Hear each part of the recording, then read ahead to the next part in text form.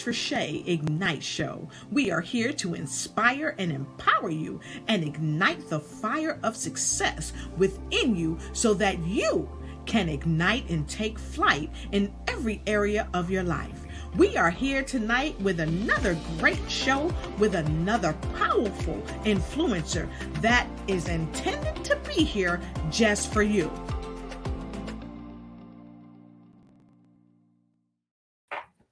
Hello and good evening. Thank you for joining me another day in another way on this phenomenal show. I have got the awesome guest for you tonight. She is here and she is going to rock the house. So I want to tell you, thank you so much for so many of you viewing the just a moment of gratitude that I had last night. It was really amazing.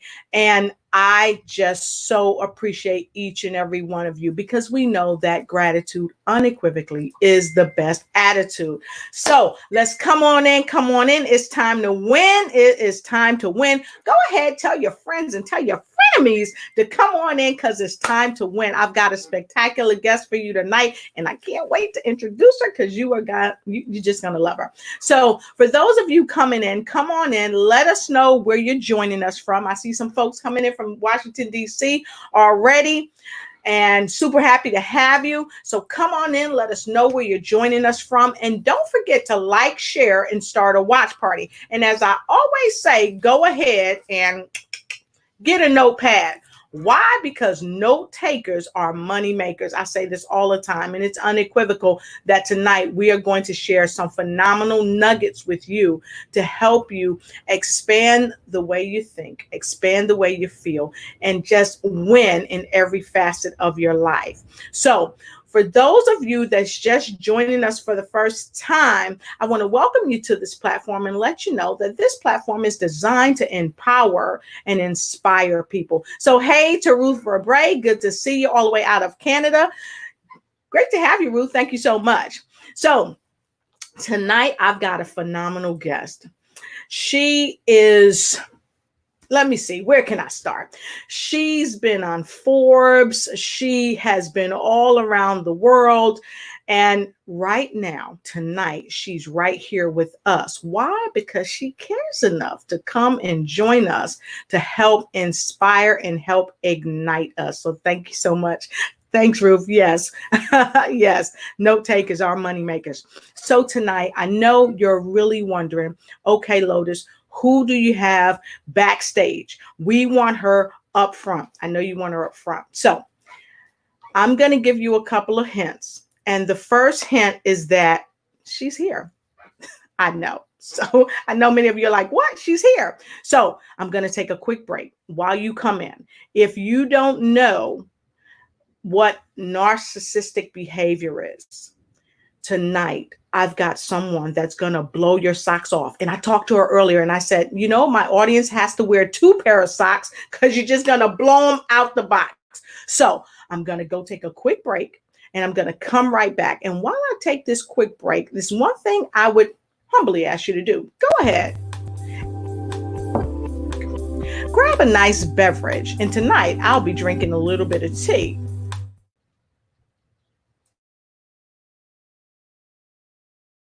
I hope you're having something that you really love. So with all of that said, we're going to move right into the broadcast. So hold tight and I'll be right back. Welcome to the Lotus Trichet Ignite Show. We are here to inspire and empower you and ignite the fire of success within you so that you can ignite and take flight in every area of your life. We are here tonight with another great show with another powerful influencer that is intended to be here just for you.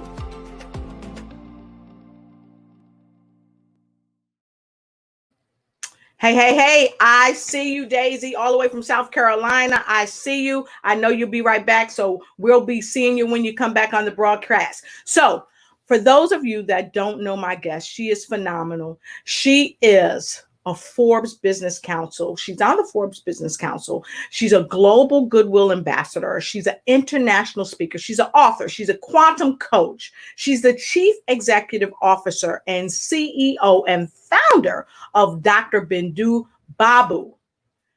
And she does have a PhD that she's going to share with you and me. Please welcome my esteemed guest, Dr. Bindu Badu. Hey, Doc. Hey, how are you? I'm doing great. Thank you for being on the show. Super awesome. Happy to have you here. So I know both of us have been super busy. We did get to chat earlier today. And man, we talked about so many things, folks. You're not going to believe it. But tonight, we're going to get down to the nitty gritty and talk to Dr. Bindu Badu. She's going to share with us quite a bit about herself. I've already shared some things, but Doc, can you share some more? Tell us a little bit about who you are, what you do to make this world a better place. Well, the first thing I want to say is thank you for having me, Lotus. I'm really, really happy to be here. It's a great honor. And you're right. We had a little quick chat earlier, which was really, really phenomenal. And to tell you a little bit about myself, I am a medical physician and I went through my own journey where I realized there was a little bit more than just allopathic medicine. And that opened my eyes by the book by Dr. Brian Weiss, Many Lives, Many Masters. He changed my world because this is another MD who also was the chair of psychiatry, and he's an Ivy League graduate, and he did hypnotherapy on his patients, and he tapped into their past lives. So this was something that, as your show would say, ignited fire in me, because it was something that I knew, but I wanted to recognize. So that was started my journey. I went after actually Dr. Brian himself, and I was trained by him to become a past life regression therapist. I'm a Reiki master. I did my doctorate in natural medicine. I did my PhD in integrative medicine.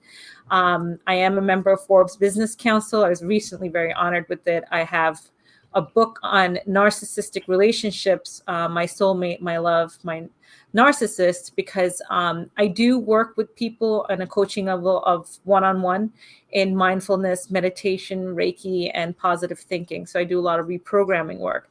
But my expertise is working with victims of toxic narcissistic relationships. Did she go there, folks, or did she go there? If she went there, folks, put a number 1 in the comment below. If you don't know that this is going to be fire, this is going to be fire. So put in number 1 in the comment below. So Doc, you've done so much and you've been inspired by some of the top minds on the planet.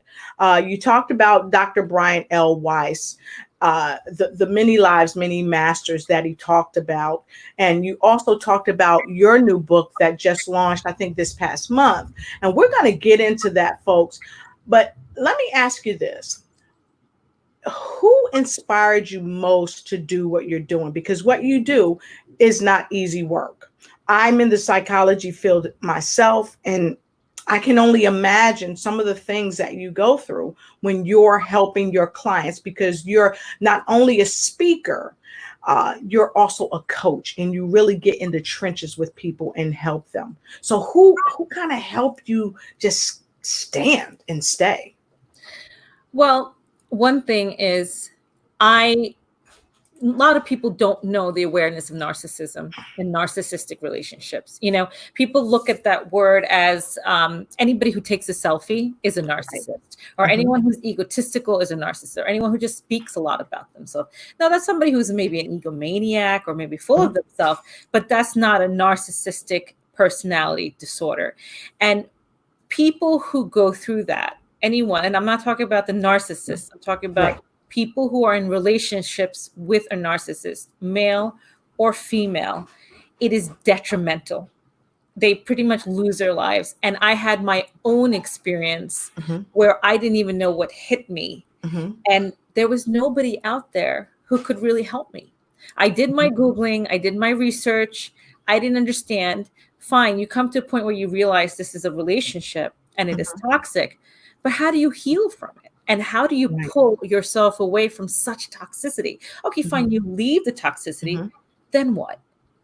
Right. You're stuck in bitterness, hurt, you lost your self-esteem, you lost your confidence, you don't know what you're going to do. There's cultural bias, society bias, just yourself. Like if it's a marriage, oh wow, I'm a divorcee, or what about my children? I mean, you are faced with every type of judgment, horror that you never predicted that would happen maybe to you. Right. You see this outside or other people's lives, or maybe on TV. And when we do get married, let's say, you don't think beyond that, right? We think of it as our final destination. So you don't know what hit you. And there wasn't anybody, and I put myself in this position where I've learned meditation, mindfulness. I went through my own spiritual journey, and then I realized, wow, if I came out of that, anybody can. You just need the tools and the understanding, and the learning and the support. And that's when I decided this is what I want to do. Not just medicine. I wanted to do the coaching and the and reprogramming, the mindset, and doing more of quantum-based healing. So, yeah. Wow, that's very powerful. Thank you for sharing your story with us. And I know that's only the beginning, or just a little sample of what your story is about. But I want to kind of backpedal a little, because you started off in a way that I thought was very powerful. Because a lot of times when we talk about narcissism, we talk about it from the premise of men being narcissists, but we never look at women being narcissists. And I saw you on a show most recently, and you talked about that. And I wanted to ask you, what are your thoughts on this? Why do you think so many people look at men being narcissists versus the fact that women are narcissists too? Is it we're conditioned to believe that it's just men and not women? Well, statistically, it's higher incidence of narcissism is in men. Okay. So that's why you may see it more common. But women narcissists are horrible. They can be really catty and nasty, and they can really be hurtful to a man. And you see both worlds, but because honestly, it's just the majority is falling under men. On studies and research, it's men who are more of the narcissists. That's really what it is. And then, you see the outpour and the outcry now, especially everybody just talks about it and calls anybody or anything a narcissist, but that may not be what it really is. So I'm happy that we were able to trickle back to this. And the reason why I'm so happy that we were able to trickle back to this is because a lot of people, I think we kind of get caught up by statistical data. Being a person who, when I was working on my doctoral, I was working on my doctoral of psychology, my PsyD. And of course, many of you know that are in the psychology field, we use a DSM-5, and it gives us a clear and definitive idea of what people kind of fit into that description. But there's something that you and we talked about, and we talked about statistical data. And you said, you know what, Lotus, I kind of like to not get hugged so close, basically, to the statistical data. And I think one of the reasons why is because anybody can be a narcissist. And although society may tell us that it's higher in men versus women, I think a lot of times there are many narcissistic women, but they're not being kind of exposed, if you will. So we can't just put a label on something when something happens in a relationship and say, oh, it's the guy. It's the guy. It can't be the girl. And I love that you took the opportunity to say, wait a minute, let's look at this thing from a level playing field. So with that being said, I know that you had dealings with a narcissistic spouse, and you went through HELL. How did you come out of that? Because a lot of people, I would imagine, get stuck in narcissistic, toxic relationships, and they don't know how to come out of that. How did you come out? Well, just to go back a little bit about the DSM-5 that you were talking about, I just wanted to add was, you're very right. We did discuss about that statistics, but because the DSM-5, which is 5, right? Yes. There's so many levels. It's just not narcissistic personality disorder. You have sociopath, you have bipolar. Other different types of personality disorders. So these all correlate and relate to each other. And that's why there's never a clear cut. Oh, this is a narcissist. Even a narcissist is divided in so many ways. You have covert, overt, you have malignant narcissism. And that's why it's so important that you understand that you can't put every specific finding that this is a narcissist, but that characteristic cycle, characteristic behavior is like hands down. Exactly. And that's why that recognition is huge. Because now to go back to what I was saying, that connection is why I'm talking about it. It's because when you're in it, it's so subtle the way it comes upon you. Exactly. Exactly. You don't even realize it's happening because it's a very typical cycle. It's the first 1 or 2 or 3 months of love bombing. Like the Prince Charming came, you have this relationship, the flowers, the chocolates, everything, such loving relationship. And you become so into each other. It's like every 10 minutes it's texting and calling. And people confuse that as love, but that's a lot of insecurity in there, but you're not understanding that.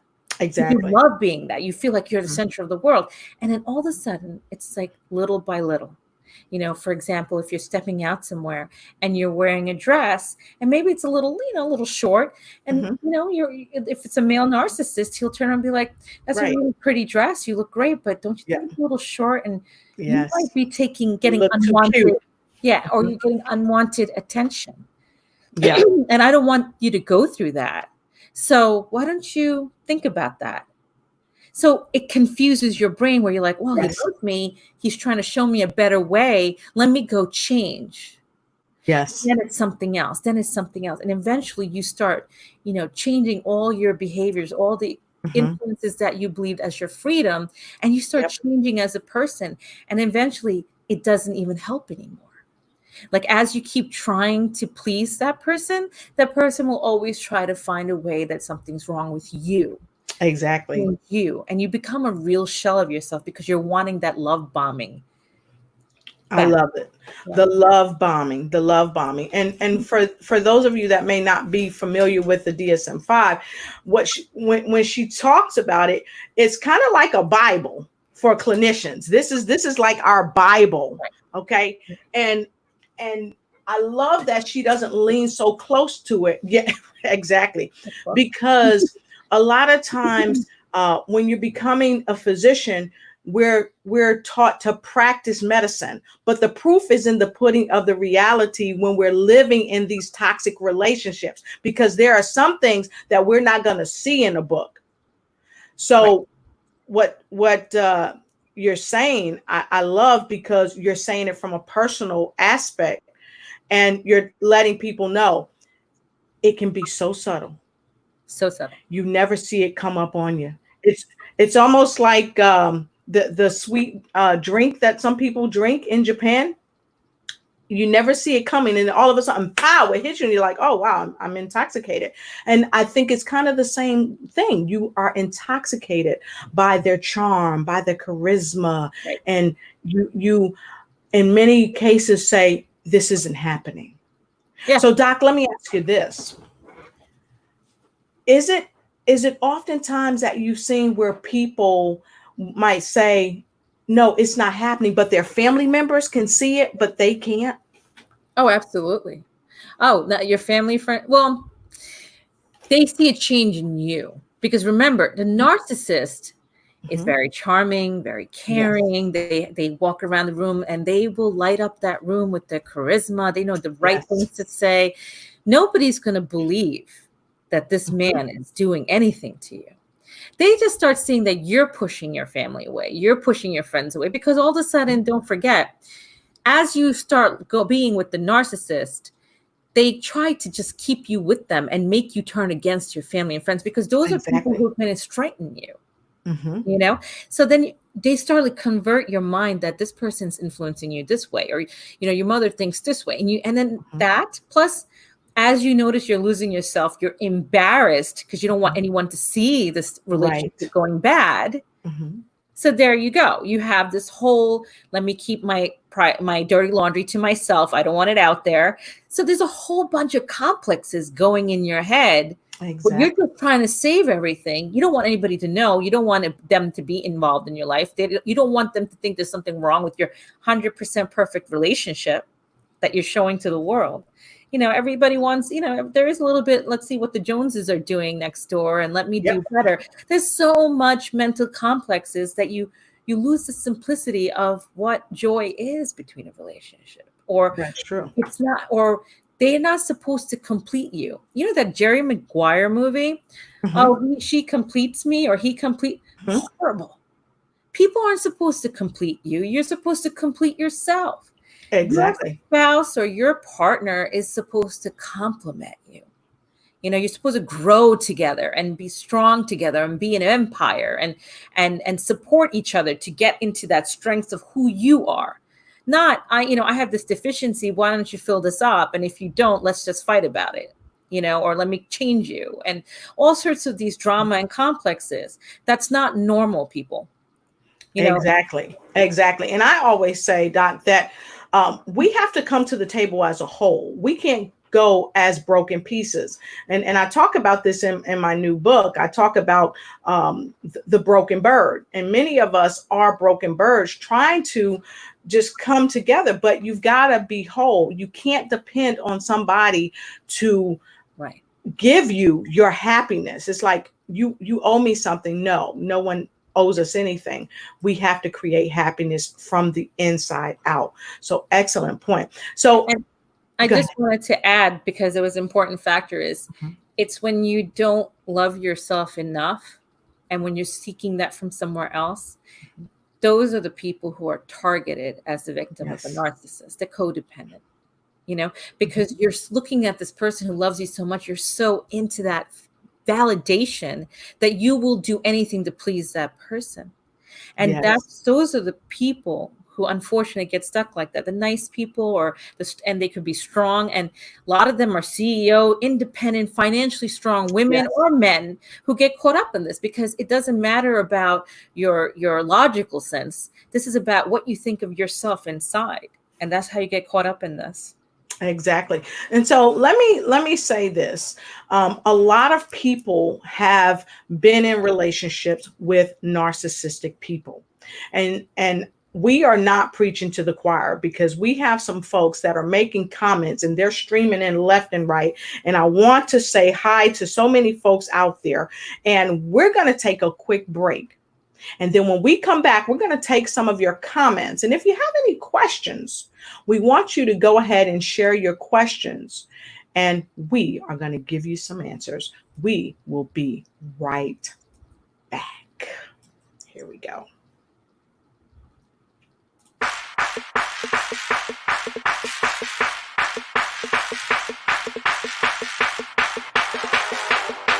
Make sure to join our upcoming show with the ladies of Bring Who You Are. We are bringing who we are, and we are asking everyone else to do the same. Rise above stress, rise above difficulty. Bring who you are. All right. I love it. I love it. I love it. So we're going right to some questions. All right. So those of you that are on, let us know if you like what Doctor is saying tonight. She is amazing. And many of you have put some comments in the comment block below. If you love what she's saying, go ahead and put a number 2 in the comment below. Put a number 2 in the comment below. We've got Phyllis Weaver all the way from North Carolina. Great to see you. And you talked about a book earlier, Doc, and Jemiah Jubilee said, I love the book. So she loves that book. And hopefully, you probably have it. So maybe that'll be a book that I'm going to read next month. Okay. So you love the book. I let us know which book you're talking about, because if you're not talking about the one she just held up in your hand, once you get it, you'll love it. So of course we got a bunch of ones in the house. Okay. And we're going to go right here to some comments. Jemiah Jubilee said, yes, she's been there. She's been in that type of relationship where she's been controlled. Phyllis Weaver also can attest to it, that she's been in that type of relationship, so controlling. Okay, question or statement. It's a very soulful, spiritual journey. Absolutely. To go through it and to come out on the other side. And I think oftentimes when you go through journeys like that, it really helps you understand your strength and your worth. Yeah. And here we go. Fantastic. Dr. Selena Pinashimo said, fragmenting the soul into a smooth toxicity. Powerful. Yeah, very powerful. Very powerful. Very powerful. And we're going to talk about that. We're going to talk about that. We're going to talk about that real quick. So, Doc, fragmenting the soul into a smooth toxicity. What does that mean? The first thought that came into my head, and I'm going to say it, and this is even more of, I can relate to not only with all the clients I've seen, all the women and men, even as a personal point of view, you feel like your soul got wrenched out of your body and you are completely lost. You don't even know who you are, what you're doing, what you've learned. You don't know what's right anymore. You don't know what's wrong anymore. You feel that you were always a good human being. You don't understand how anyone can hurt a good human being. I mean, we all make mistakes. Nobody's perfect. I wasn't perfect, but I was not, or I never deserved what I went through. And when you feel that way and you don't get that closure and you don't get that understanding that, hey, this happened and it's because of this, or maybe I did something and I caused this, you will never get that, because technically none of that really existed. It was all a manipulative process to control you. But why? And this is where the understanding isn't there, because there's so much hate talk about narcissists and hate groups and it's, you know, people who've left relationships but now are bitter and they just want to hate and get revenge. And why? But it was a process, because you're talking about an individual, a narcissist, who's completely broken from whatever they went through.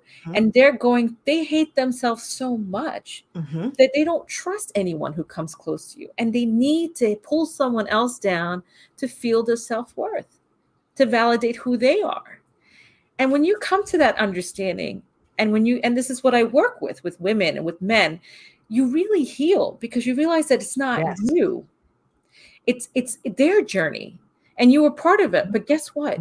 You've learned so much through that journey too. You discovered your empathy. You've discovered your compassion. You've discovered so much about yourself that now you will heal, become the strong, authentic you, and you have become wiser. And, you know, I hear this a lot, like, well, now I'm going to keep my guard up. For what? Why do you need a guard? You're going to smell a narcissist 10 miles away. You're going to smell negative toxicity from anybody who tries to play with you. Now you've learned. You understand that you have put yourself first, where I love myself, that I don't deserve someone treating me this way. And now you can live free, with peace, with joy, with spiritual connection with the universe, and connecting to your inner core, and just living because you are complete with yourself. And that's the healing journey you need. And then everything else is past memory, learning lesson, move forward. You're going to wish that person well, and you're going to live your ultimate life. Awesome, awesome, awesome. So we've got another comment about convert into conversion trauma. Convert into conversion trauma. Many people that I've had the pleasure of working with while working as a clinician, working for the Department of Defense, they had substantial traumas. And a lot of the traumas came from their family dysfunction. And then because of family dysfunctions, they ended up getting into relationships with narcissistic people or becoming a narcissist themselves. So can you please tell us a little bit more about the convert into conversion trauma? What is it and how does it happen? Well, when you're talking about for example, you were saying law enforcement, right? And you're saying people who've gone through trauma and they act a certain way, whether it's becoming a narcissist. I mean, narcissist, generally speaking, is from childhood trauma. You know, it's usually parental influence in a negative way where you're just never good enough. You're not perfect enough.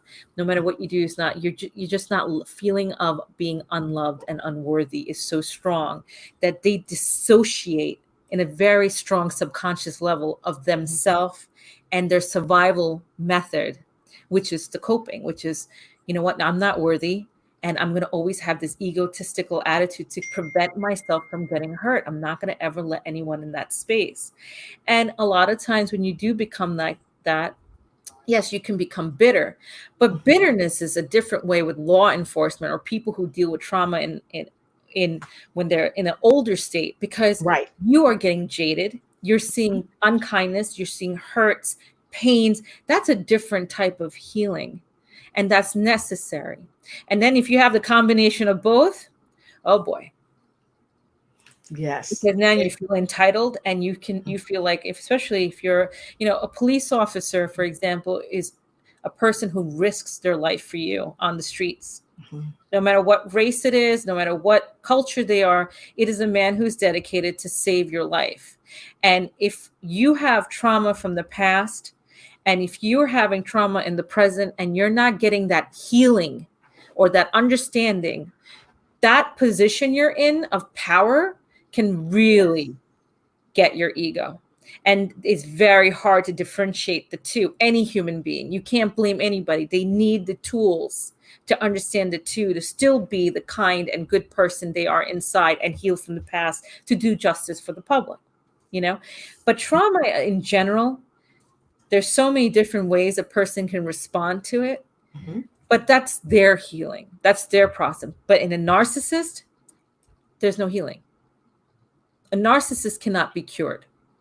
This is a completely different situation. This is a person who doesn't ever recognize there's anything wrong with them. It's always the other person's fault. Even if it's a woman narcissist and a male victim, well, honey, you're doing this because I'm treating you this way because you just don't know how to cook properly. Right. And because you made me. And I'm going to throw this plate and you're going to have to clean. Look at that mess. If you just cooked my chicken right, we wouldn't have this mess. I wouldn't have broken that plate. You wouldn't be crying. So next time, prevent it. This is your fault. Exactly. Because it's really about blaming the person rather than showing them the love that they deserve. So because I don't want to show you the love that you deserve, because really it's not really about the other person. It's really about them. But if I can make you look bad, if I can break you down, if I can make you feel bad, then I'm good.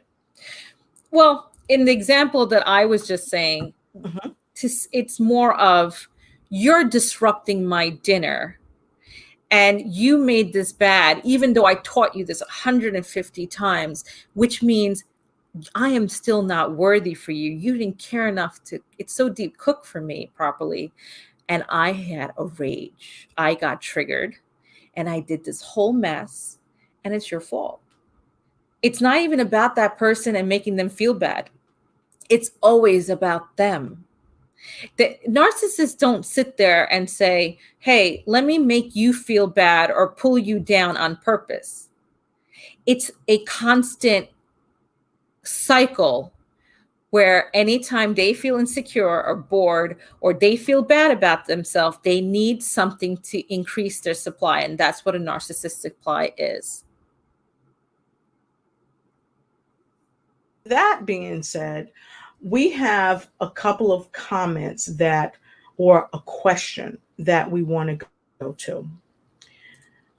Is there one consistent red flag that can be seen early in the relationship. And I think you've talked about that. So I want to kind of expound on that.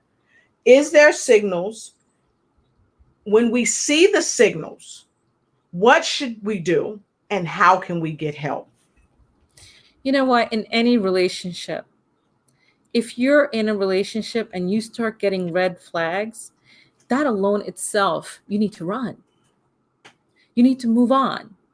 And I'm not talking about simple red flag doesn't mean, oh, well, he likes chocolate and I like vanilla. We're talking about when somebody sits there and says to you, you know, I think you're wearing your hair too long and you're trying to attract attention. That's not right.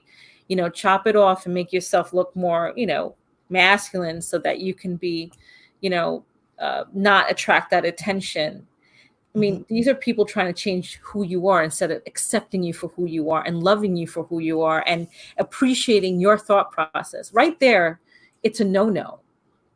It's a no-no. It's not, honey, that black dress on you looks great, but maybe a red color would look better. That's a different story. They're not changing who you are. They're not making you change your clothes or wear a certain way or try to make you cook in a certain manner or not stop you from talking to people. Or even, there are incidents, I mean, people go through where, it's simple when you see a male friend and you give them a hug or you give them a kiss on a cheek. Oh, no, you can't do that because that's you trying to get attention. You're just trying to rub yourself up on him and, start a whole bowl of fire. I mean, these are not normal. That's an insecure behavior. And you need to recognize any red flag in any relationship and you must walk away. You must run. And I want to say that we have some men on here.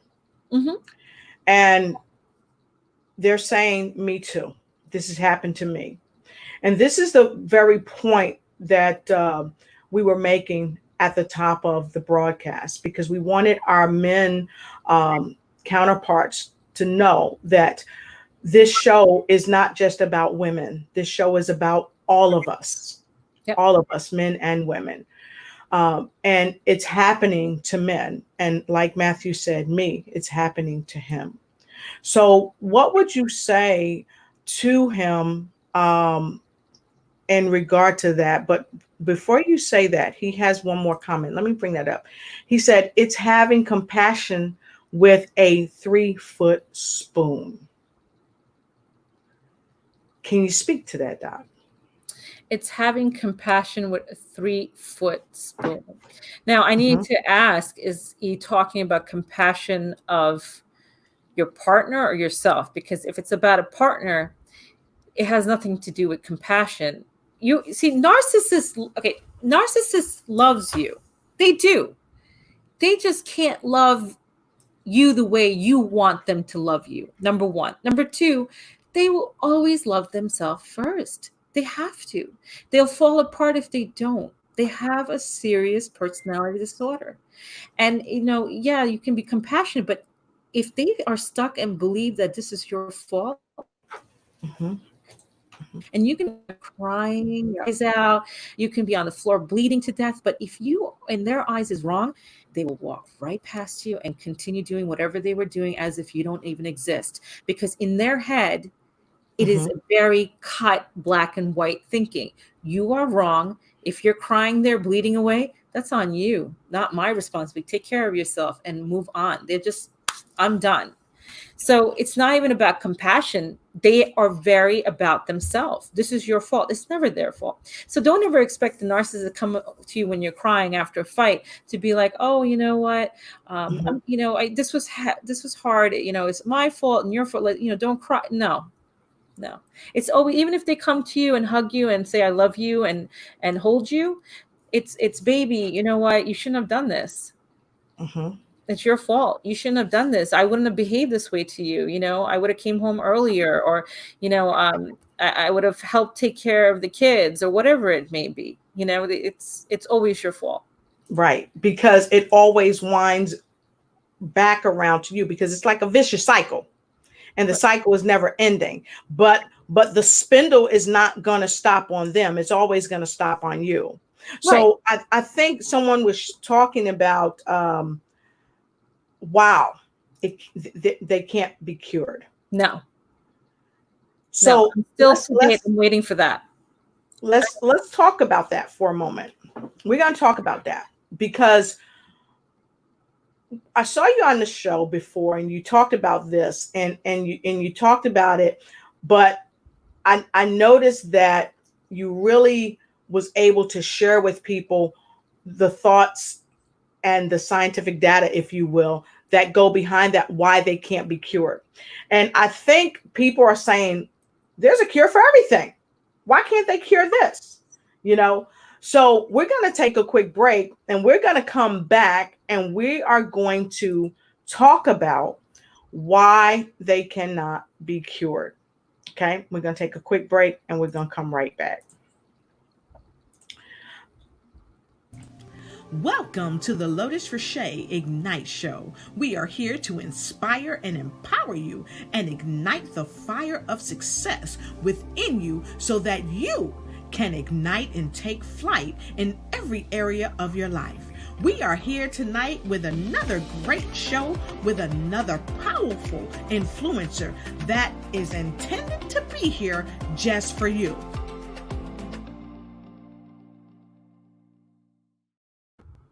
And so thank you for your question why or response while they cannot be cured. And many of you know narcissists. And some of you that are just coming in, come on in, get in where you fit in because I've always got room around my table for you. And tonight I have a remarkable guest on the show.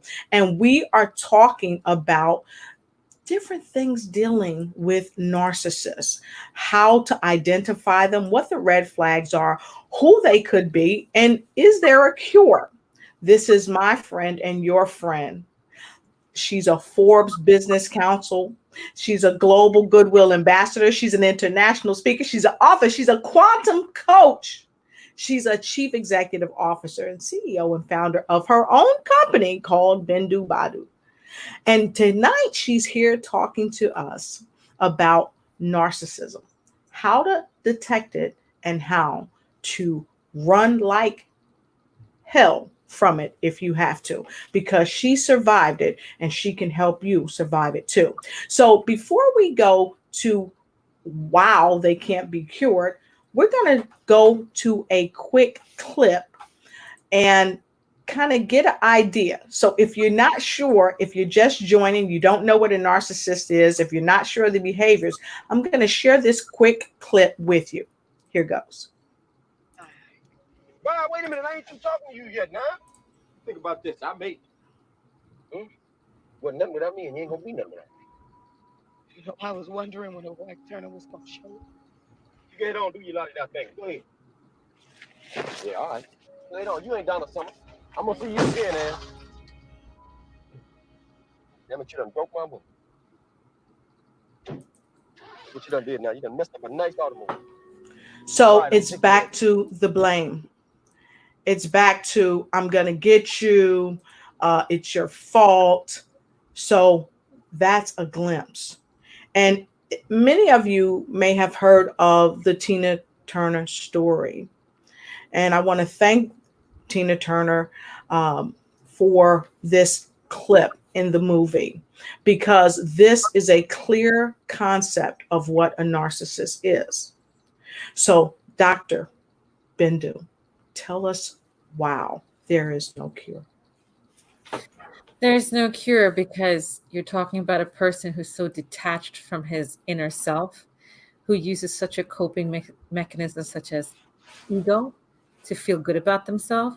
That means they can never do wrong and they can never see themselves doing wrong. And if they ever did anything wrong, it's always the other person who did it. So if you think you're okay, and if you think you're perfect and you're God's gifts on earth, and you believe that there's nothing wrong with you, why would you want to help yourself? You are already helped. Mm-hmm. You're fine.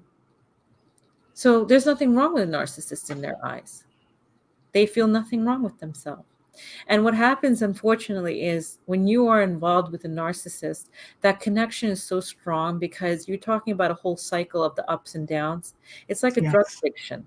right? Like hormone, there's a hormone-based scientific proof of the whole dopamine going up, the serotonin, the endorphin. Exactly. It is literally a drug addiction. It's called trauma bonding, where you have Yep. the highs of the love, and then you have this whole toxicity of fighting. And then, makeup sex is great.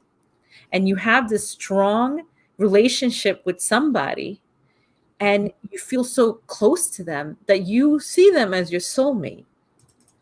And they will always tell you, there are moments, narcissists will tell you, you're the only person who can understand me, sweetheart.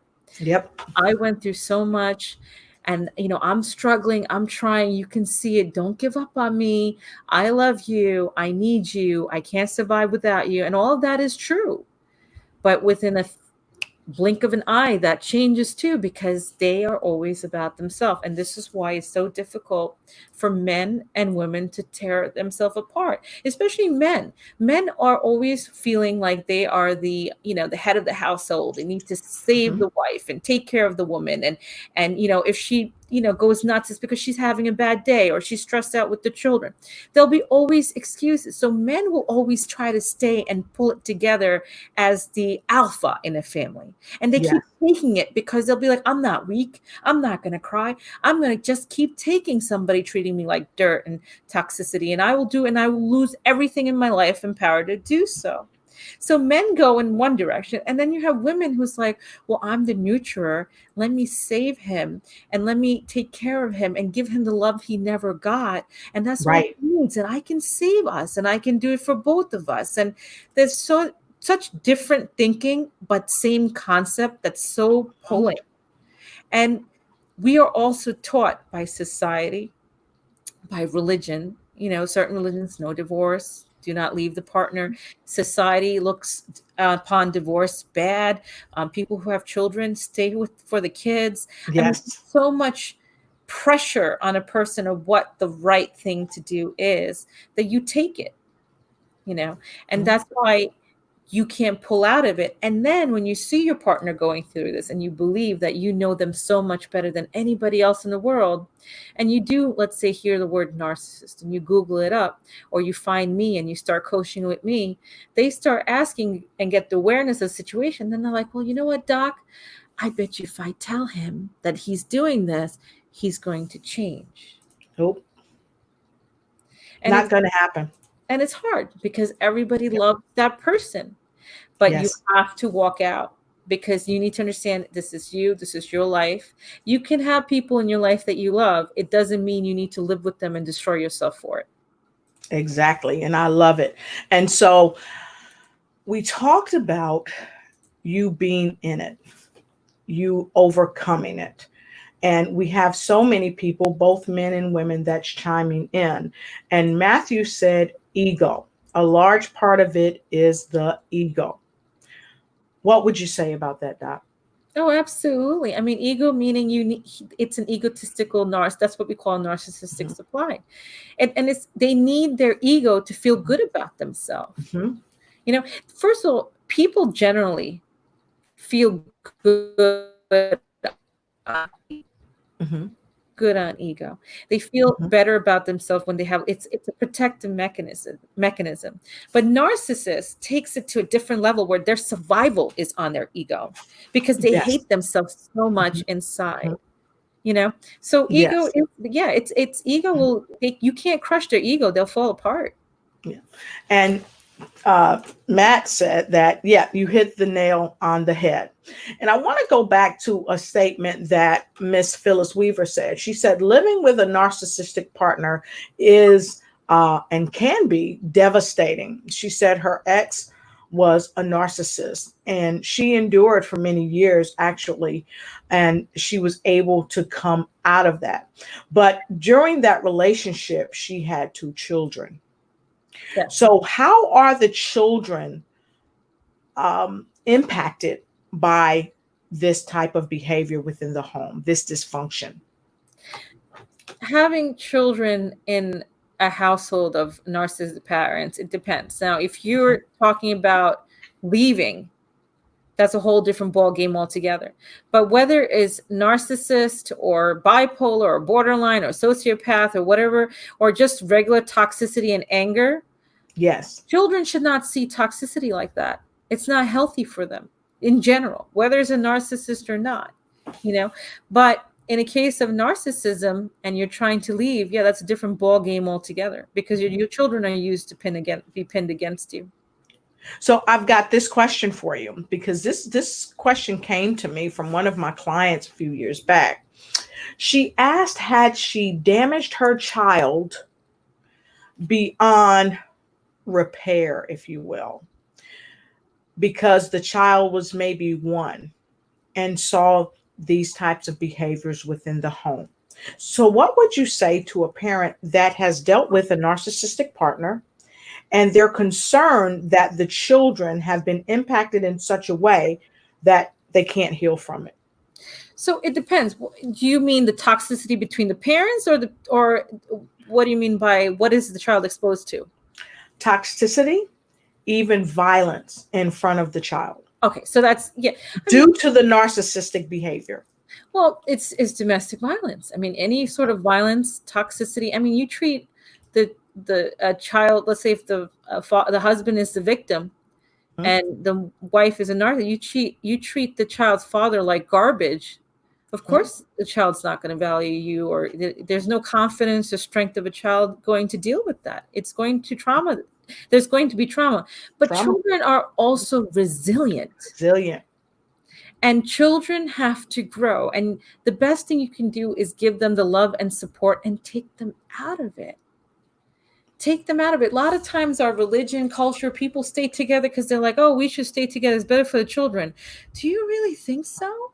Do you think watching your children growing day in and day out, watching their parents fighting like cats and dogs, breaking plates, maybe even physical violence, forget it, mental violence, you think a child feels safe in that kind of a condition, or feel strength from their parents, or feel confident with themselves in their growth process? You know, there's going to be trauma. So you have to make that educated decision of your household, of what is good for your kids. But don't use your children as a reason for you to stay, because you're not strong enough to go. I love what you just said. And oftentimes people don't leave because they're not strong enough to go, and the children stay and they're consumed by these types of behaviors. So folks, we've got another question coming up, but we're going to take a quick break and we're going to be right back. So stay with us. Here we go. I want you guys to see this wonderful book on our break. I hope you enjoy it.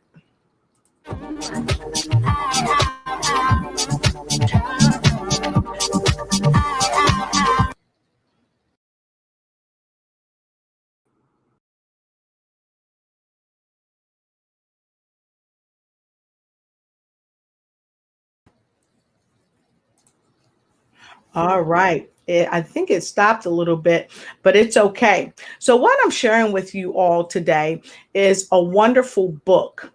So if you haven't seen her website, if you haven't been there, you definitely need to go there and check it out so that you become familiar, because these types of behaviors, they're not going to go away. And you've got to take action. If you don't take action now, you're going to forever be stuck in the nightmare, because it's unequivocal that it's a nightmare. And to that point, I want to talk about this question. Is it a learned behavior? One of our viewers wants to have the answer to that question. Is it learned, and can they unlearn it? No, it's a coping mechanism. It's not a learned behavior. It's trauma that they've gone through in childhood or some phase in their life where it's continuous feeling they're not good enough. And it's a coping mechanism that they have learned to become that way so they can survive. All right. So it's really a survival tool, almost kind of like when we go hunting or fishing, we're hunting and fishing to eat. So when they're using this as a coping mechanism, is it that they don't have any other mechanisms that they can use to deal?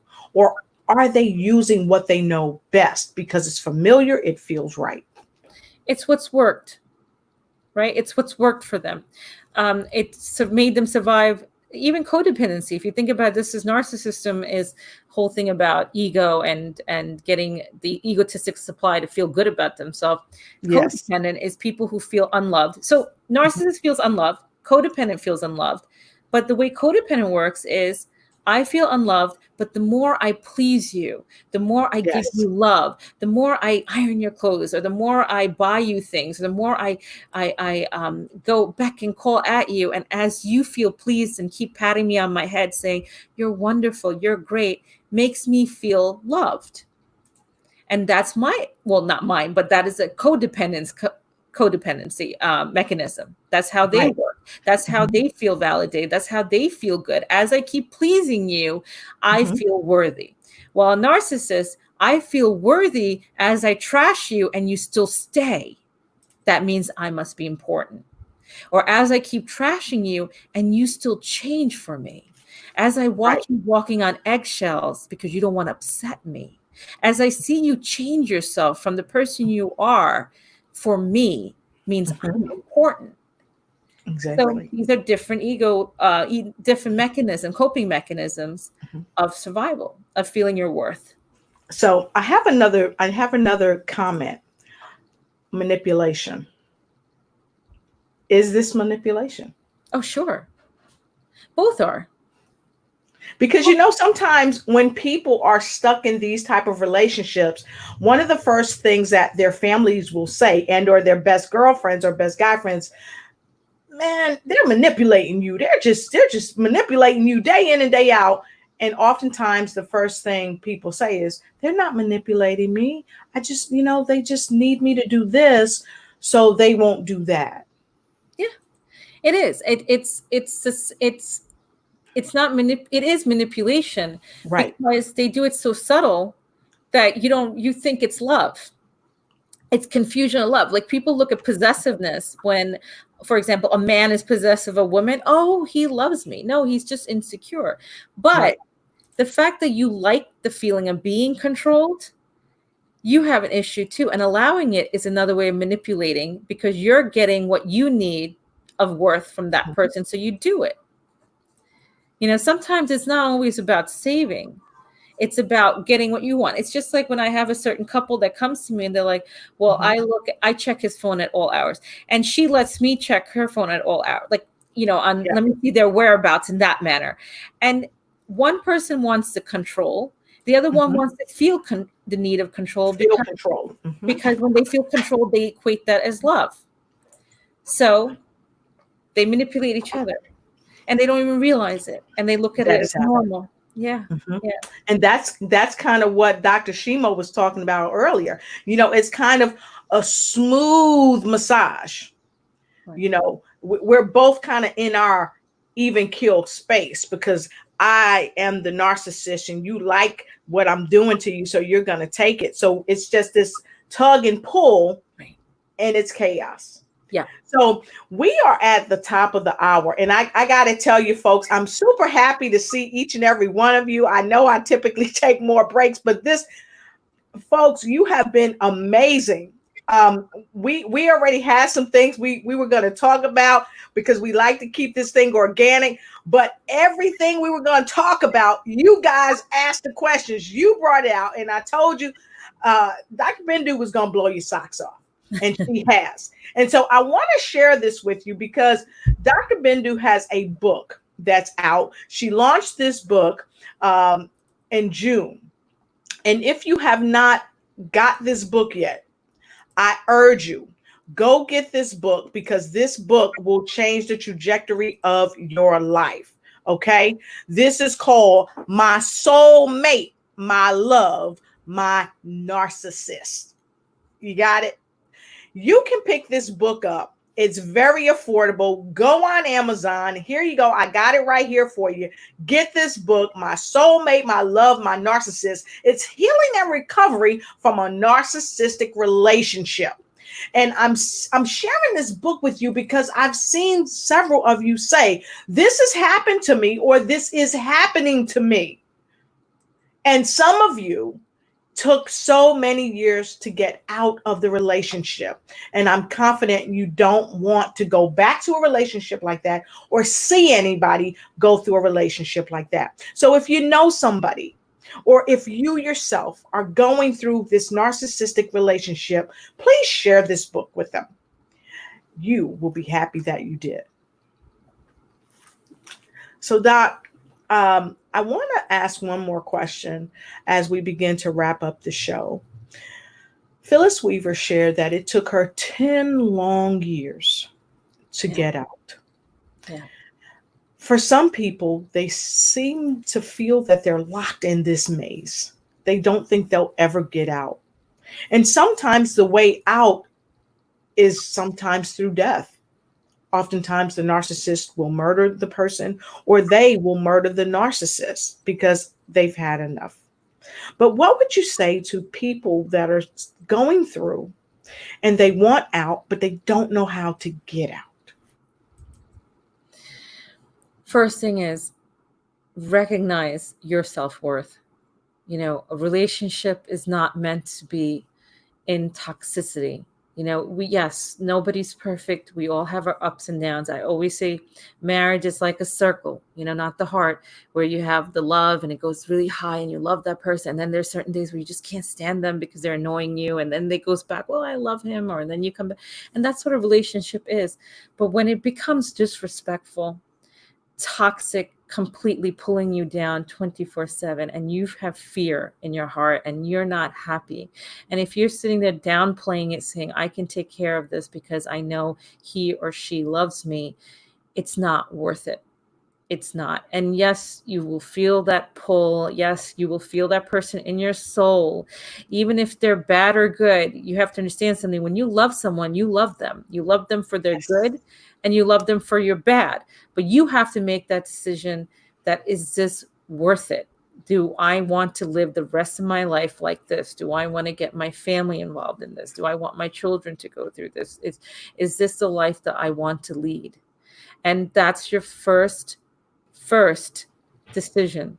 And then after that, you will go through your journey and honor your process. You're going to go through back and forth. You're going to be confused. You're going to go through so many situations. And the reason why I'm saying that is because a lot of people who aren't in a narcissistic relationship, they don't understand the concept of, well, if someone is treating you bad or if someone's hurting you, it should be a no-brainer, walk out. And my equal question for you would be, if someone's trying to lose weight, then why don't you just stop eating? Mm-hmm. Right? When you see a piece of cake, you know it's not good for you, just stop. No, you have a pull towards things. You like certain Yes. things you love. And you ignore the fact that, hey, that cake's going to get me an extra roll on my body. Or you ignore that because you look at the positives in it. Because Yes. it's so good. It's the same thing. When you look at a relationship or you're with a woman or a man who you love, you do ignore those negative things. And even if those negative things means it's so toxic because you love your cake. You like the way it makes you feel. And this is where you have to make a disciplined choice that I'm going to put this aside because I deserve better and I want to be happy and I don't want that type of relationship that hurts me so much. I don't deserve crying every day. Exactly right. And I want to say we've got folks still streaming in, even though we're at the top of the hour. Nadine Pina Medeiros says she's been there. Yeah. She's been there. For those of you that have been there, I challenge you to put a 4 in the comment below. If you've been there and you've come out on the other side and you've had the support of people right here on this broadcast, or you've had the support of wonderful people, just like our wonderful Dr. Bindu Badu, that helped you get to where you're going. Put a number 4 in the comment below, because I know it had to be hard and you overcame, but now you have overcome and you're a living example to other people. And I congratulate you for that. And all those of you that are out there that has helped people overcome these situations, I thank you and I congratulate you. And Dr. Selena Pinashimo said, yes, honor yourself, know your value. Yep. And we've got some 4 streaming in. And we're happy for you that you got out that you're overcome. And Matthew put something else up here that I want to address. He said, and you better make sure you guard your bank account. So yeah. we at the finance piece. We can't go out of this broadcast without the finance piece, Doc. What about the finances? Well, it's just like in any sort of divorce or any sort of relationship. I mean, when you're talking about war, it's war, and they will get you everywhere they can get you.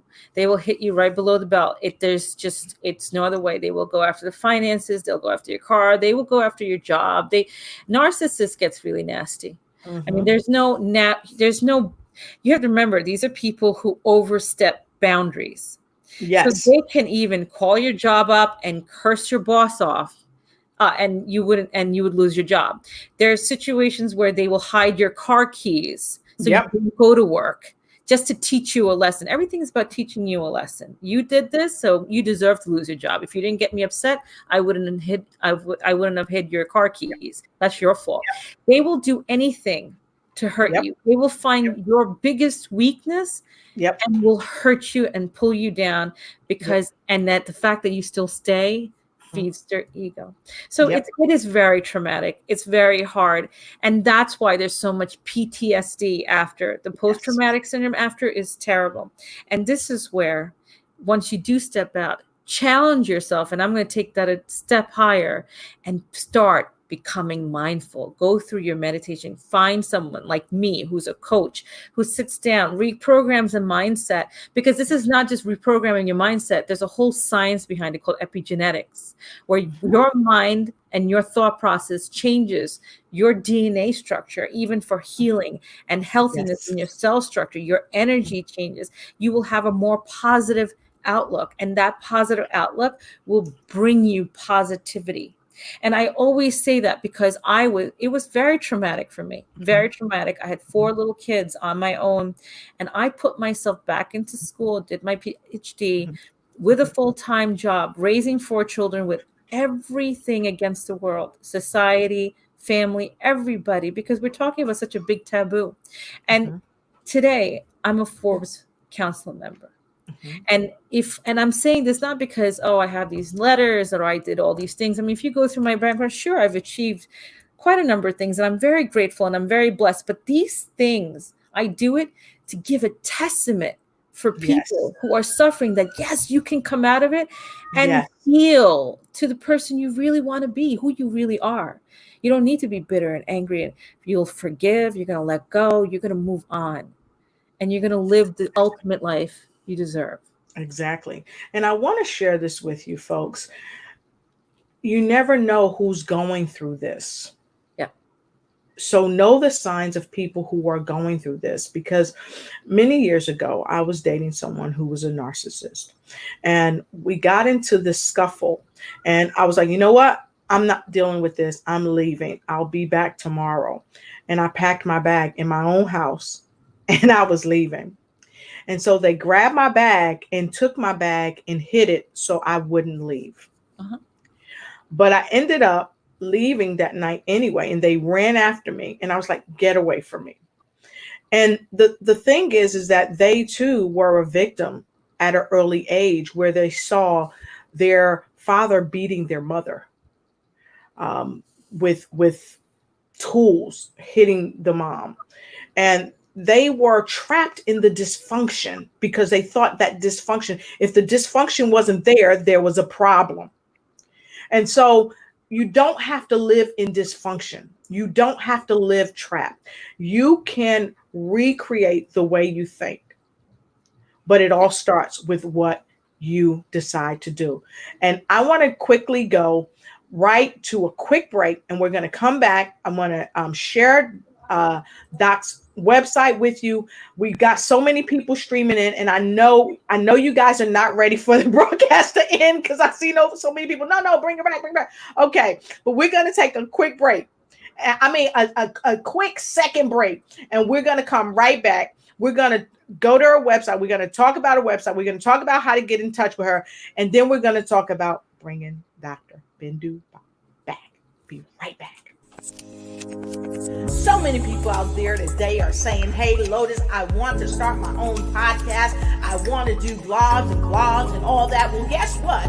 We help you with personal and business coaching. We also help you to explode your brand by upbranding. We also connect you to people beyond your front yard that don't even know you. Let us help you connect with people globally and expand your territory. Contact us today at lotusignite@gmail.com and let's schedule your discovery meeting now.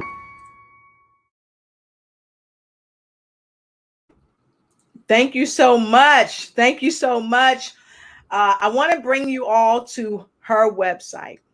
If you are looking for someone that can help you cope and deal with some of the things that you're going through, she's going to help you transform. She's going to help you start your life anew.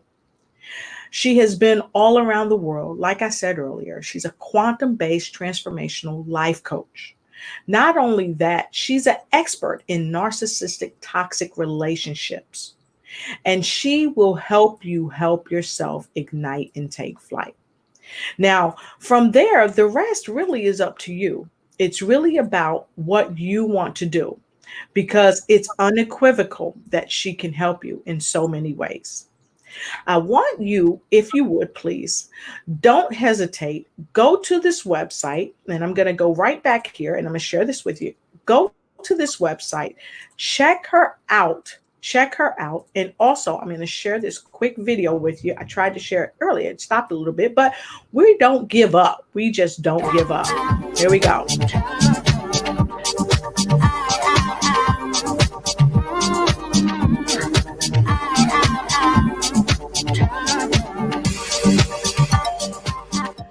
Make sure you get her book. You'll be happy you did.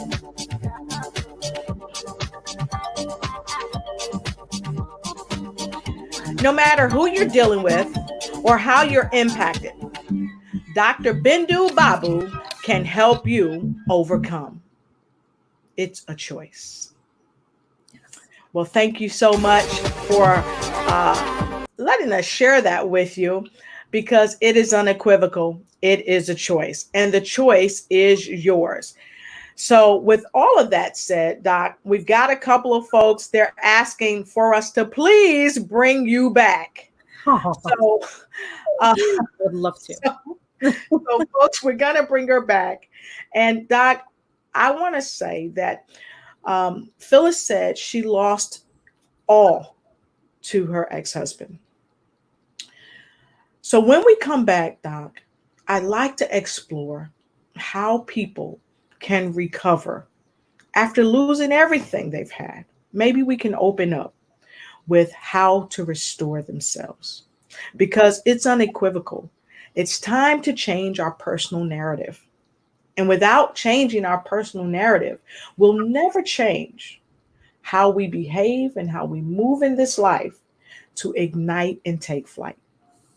So there you have it. She's coming back, folks. She's coming back. If you're happy that she's coming back, put a number 7, God's number, because I want you to send her God energy, because she's going to come back and she's going to help yourself ignite and take flight. So make sure, folks, you come back, you see her, you get these wonderful nuggets, because I told you she was going to knock your socks off. So, Doc, as we close, what are your final words of wisdom to our viewers that have so humbly stuck with us? People still streaming in, and we've got so many 7s coming in. Thank you so much. I can see them on my phone. It takes a minute for it to get on the screen. Bunch of 7s. Phyllis, Matt, Dr. Selena Shimo, Nadia. Thank you so much for all the 7s. We appreciate you. So, Doc, what would be your last words, nuggets, wisdom? What you got? I would say is it's very quick to judge someone who's going through this. It's very quick to even judge yourself, where you feel like I could try harder. I could have changed this. I could have done that. But remember that from the outside, things look very easy when we think about logic, right? If someone's hurting you, or if someone's physically hurting you, mentally hurting you, why would you put yourself through that? And what's sad is a lot of people don't have the empathy or sympathy for that person, because they immediately think, well, they're doing this to themselves. So it's important to understand that if it was that easy, they wouldn't be in it. Nobody wants to get hurt. No human being wants pain. It's something that's keeping them there, that they're confused, or they believe in, or they have morals of some sort of, credibility, even in their own gut, that they can save this. There's a lot of complexities in a person's brain. Or it can even be simple as, I'll take this because maybe financially I can't live this way, or how can I support children on my own without another person? There's so many reasons. So don't be quick to judge. Always, maybe you can't change a person's mind, or you can't give them so much wisdom on this topic that you feel you could bring them out of, but just being there and holding their hand can be so impactful during this time. And that's what I can really say, and so important, as you can do as a service for others. And I'm going to put the ball back in the court of our viewers, because we talked about this, Dr. Bindu and myself. We always want to bring relevant information to you, what you all want to hear. So share what you would like us to discuss on the next show, because what's most important is what's important to you. And we always want to bring you great information and ways to help yourself, again, ignite and take flight. So we thank you. We appreciate you. And don't forget, go ahead and check her out. Get her book. Okay. Make sure you get her book. I'm going to bring it back up here. I'm going to play this again. I love the music on this. So you guys just hang in here with me.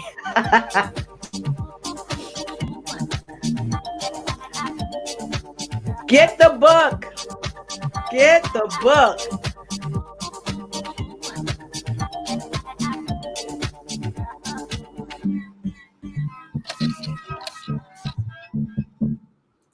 Get that book on Amazon.com. You will not be disappointed. You'll be enlightened. You'll be boosted, and it will help you help yourself ignite and take flight and break free from your plight. So thank you so much for being here with us. We appreciate you. We'll see you next time. And don't forget, you've got a friend right here in Dr. Bindu, as well as you've got me. So come on through next time when she comes back to help you help yourself ignite and take flight. We'll see you next time. Good night. So many people out there today are saying, hey, Lotus, I want to start my own podcast. I want to do blogs and all that. Well, guess what? We help you with personal and business coaching. We also help you to explode your brand by upbranding. We also connect you to people beyond your front yard that don't even know you. Let us help you connect with people globally and expand your territory.